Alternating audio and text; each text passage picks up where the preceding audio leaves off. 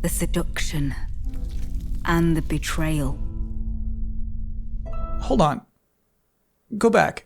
The seduction and the betrayal. Yeah.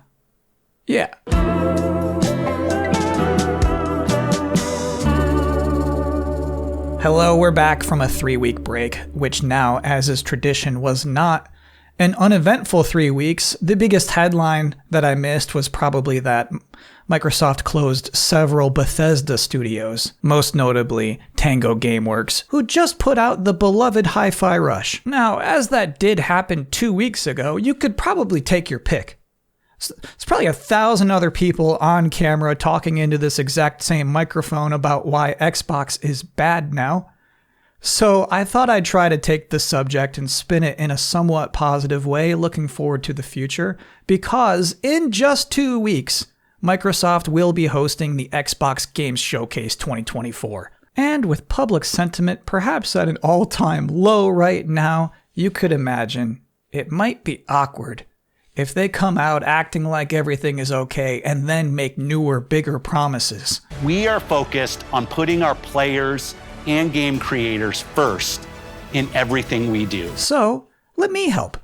Here are my tips on how to make the Xbox Games Showcase not awkward. Tip 1. Prepare me for the impact of each world premiere. So IGN had the big scoop. They were able to leak an internal email, wherein head of Xbox Game Studios, Matt Booty, explained which game studios would be closed and why. Tonally, the whole thing sucks. He calls Alpha Dog Games Alpha Dog Studios, which is a fursuit company currently not accepting commissions. And honestly, I don't know if the 1,000 other YouTubers already pointed that out, but I do think it illustrates just how glib he comes off in this. However, I think the most viscerally offensive thing in the entire email to me, and again, this was never meant to be public, this was just an internal email, just to the people who work at Bethesda and many who will be let go. He said this: "These changes are grounded in prioritizing high-impact titles and further investing in Bethesda's portfolio of blockbuster games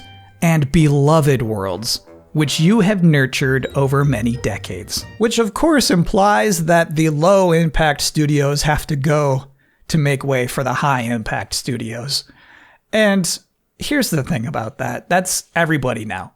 Everybody is about high impact over low impact now.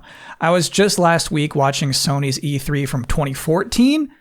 Sean Layden was talking about how much he loves Vib Ribbon, and he said this. Yeah, give it up for Vib Ribbon. A personal favorite of mine that really embodies the PlayStation spirit. It wasn't a multi-million seller, but that's not the point. And you think, dang, that is not Sony's philosophy anymore. They too are trying to trim off the low-impact games. But it's the bluntness of the phrasing that I just find so surprising. We know now, internally, Xbox knows what is high impact and what is low impact. Here's what I ask, just let us know. Let us in. When you're about to hype up with the phrase world premiere, just let us know whether, just put something on screen if it's going to be a high impact world premiere or a low impact world premiere. That way, we as viewers will know whether it's safe to get invested in that game or its developers. 2, don't host it in that same studio. There are a lot of showcases now. This week, there was a 44-minute presentation focused entirely on games within the Warhammer franchise called Warhammer Skulls. And yeah, it was kind of janky. The trailers would cut off very suddenly.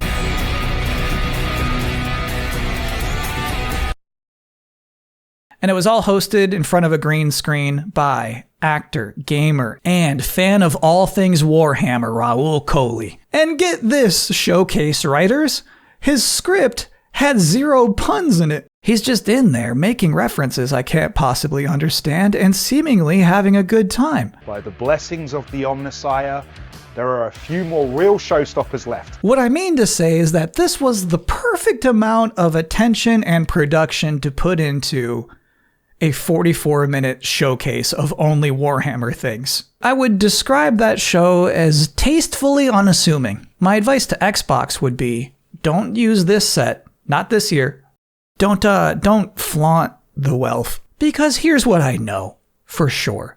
It's an assumption, but you know I'm right about this. Phil Spencer has already figured out how he plans to address those closures within this show. He's already typed up his apology in which he never says I'm sorry. And my advice would be to Phil Spencer, just don't. Don't do it. In fact, Phil Spencer, sit this one out. Sarah Bond, sit this one out. Matt Booty, sit this one out. Who's left then? Who is good optics? Here's my actual suggestion. Get Banjo to host the show. Get him out there. Get him going. Go, huh? Hey, it's me, Banjo. Let's look at some Xbox games. Here's Fable. It's just something, you know it's actually a good idea. Is it a stupid idea? Yes. Is it more appropriate than bringing out a bunch of grinning executives? Yes. Is it something that will increase your engagement by 3 times? Yes, I promise you, yes. Phil Spencer.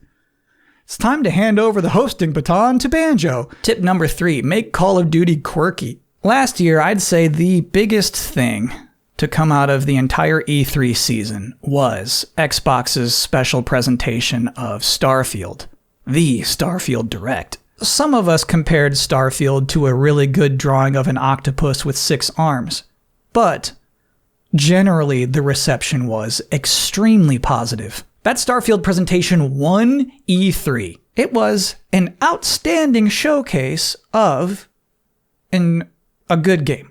And this year, that extra special time slot is going to Call of Duty Black Ops 6. Now, I think there's an interesting dynamic when it comes to gaming showcases and the types of people who watch them. In that, Call of Duty Black Ops 6 is most likely going to be the best-selling video game of the year, hands down. Objectively, there are more human beings who are interested in Black Ops 6 than there were for Starfield. However, I just kind of get the impression that the Black Ops 6 presentation won't play as well to this particular crowd. And I'm not even saying the views are going to go down. It's probably going to be their most watched presentation of all time, and they can talk about that on Monday. However, I don't think it's going to win E3. I think that there are just some particular gaming enthusiasts who will hate Call of Duty no matter what. And here's my advice to win them over. Make it quirky. Make it fun. Put up a developer who will talk about how many sandwiches you can stack on a gun. And my number one recommendation, don't treat it like a thing. Don't use epic music for this presentation. Do you know the kind of music they use in reality shows when there's a dumb person who can't figure something out? Use that the entire time. Yet truly it's like we're making 3 films all at one time. Finally, tip number 4, be rude. Now there's something stupid to talk about in relation to the whole showcase, is that it looks as though, and officially implied, that Xbox's multi-platform plans will continue and expand. And while that probably makes sense to whoever is in charge of Xbox, in terms of just these showcases, just these shows, it does reduce the entertainment value to think these aren't exclusives. There are lower stakes. When you think about E3, even 10 years ago, the exciting thing about PlayStation and Xbox and Nintendo all having big shows within days from each other wasn't just that they're showing off the things that will be coming to their platform in that particular year and beyond. It was the sense of competition. And you knew, they knew, we all knew. That was the context of these things. That they have to show their platform, right? But what makes their platform different and better from the competing platforms? PlayStation 4 disc-based games don't need to be connected online to play. And truly, I get a feeling that Xbox's potential multi-platform plans won't be made any clearer in this particular presentation. Their hands are probably tied about that. But it's going to be something you're thinking about the entire time. They could bring someone out looking straight into the camera saying Doom Year 1 will be exclusive to PC and Xbox. I promise. And people will still think, okay, sure. We'll see about that. I can wait. So with that in mind, I have one final piece of advice. Talk shit about PlayStation. If you really want to have a showcase that excites people again, that gets them stirred up, what I'm saying is maybe allude to how the PlayStation 5 lineup is so unimaginative. Maybe call Nintendo fans sloppy, boring dorks. Just do something. Make it look like you got some fire in your belly still.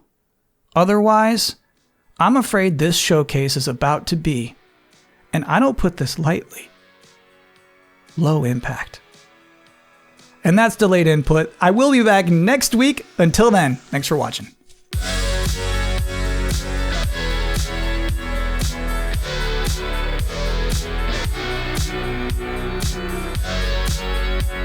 Wow, that was fun. Fable will release in 2025. And that's how funny that was. Oh, well, hey there, Kazooie. I didn't know you were going to be here. Well, here I am. Our next game is Gears of War 6. Kazooie, have you ever seen Gears of War? You heard about this? No. This franchise, we're talking about one of the most legendary third-person shooters of all time. PlayStation gamers wouldn't really know anything about it because they've been too busy with their cinematic fucking walking simulators for 20 years. Banjo. No, I mean it. For the first time in their fucking pathetic lives, they're about to see a real fucking game. Banjo, stop saying that. All right. Oh, and a warning for all you Nintendo kiddies out there. You're about to piss your pants when you see a fucking Brumac. Banjo. Hey, you better call for your mommy, you little fucking Joy-Con waving nerds. Banjo, I love you. I love you too. But you're being offensive. I'm sorry, but you know what's offensive? Sony pretending anyone gives a shit about a PlayStation 5 Pro. Now, let's take a look at the mind-melting visuals of Gears of War 6. High Impact World Premiere.